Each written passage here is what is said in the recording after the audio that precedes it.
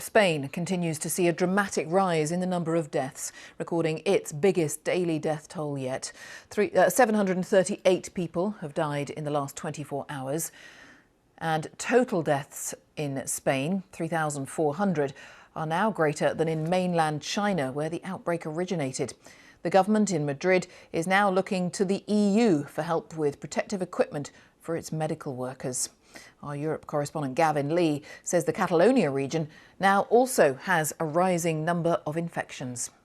There are two records, not just the highest single number of deaths in 24 hours, but also the highest number of cases in 24 hours, 7,973. And that gives a sense of the speed of the spread, the sharpness of this spread across the country. That Madrid, we know where there's 2/3 of those deaths, 2/3 of 3,500 deaths have happened, but also the Catalonia region in the east, a big spread there, huge concern of concentrated areas of Spain where the authorities simply cannot cope because the mortuaries, the morgues in Madrid are full to capacity. Soldiers have come in, they've opened up an ice rink where they're bringing bodies as a temporary morgue there. It was reported this morning in Spanish state newspapers and state television that they had asked NATO for official help.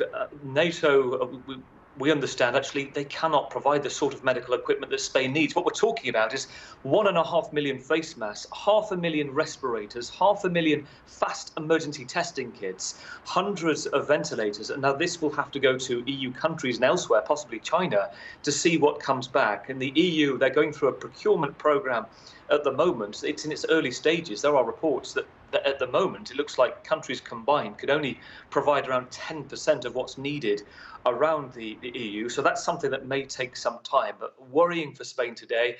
Going across to Italy, where that figure is still the highest anywhere in terms of the death toll in the world, 70,000 cases, 7,000 deaths. Giuseppe Conte, the Prime Minister there, saying that they will look to increase now the penalties of people violating the strict lockdown there up to €4,000. And if you are in quarantine and you therefore breach that quarantine, you're looking at a possible 5-year jail sentence. So that's the severity that Italy is taking it now. Gavin Lee.